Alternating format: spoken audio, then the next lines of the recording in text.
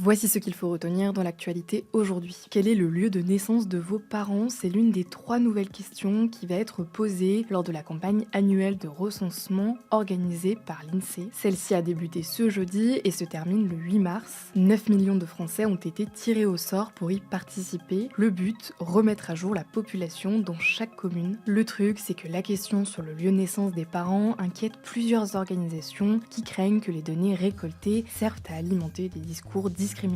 Deuxième actu, 2 franco-israéliens âgés de 50 et 54 ans figurent sur la liste des 33 otages qui doivent être libérés dans la première phase de l'accord entre Israël et le Hamas, annoncé ce mercredi. Le cessez-le-feu a été validé officiellement ce vendredi par Israël et doit entrer en vigueur ce dimanche. Les bombardements israéliens continuent malgré tout sur la bande de Gaza, faisant plus de 80 morts en 24 heures selon le ministère de la Santé du Hamas. Troisième actu, la population chinoise a diminué en 2024 pour la 3e année de suite. Le pays comptait 1,408 milliard d'habitants fin 2024 selon le Bureau national des statistiques contre 1,410 milliard en 2023. Pour expliquer cette baisse, on peut citer l'augmentation du coût de la vie et le nombre de plus en plus important de femmes qui entrent sur le marché du travail ou poursuivent des études supérieures. Et enfin, le Stream for Humanity organisé par Amin commence ce vendredi à partir de 20h et se termine ce dimanche. Il s'agit d'un marathon caritatif pour récolter des fonds à destination de la Palestine, de la République démocratique du Congo, du Soudan et du Liban. L'argent sera reversé à l'association Médecins sans frontières. Parmi les streamers présents, Squeezie, Inoxtag, Magla ou encore Kameto.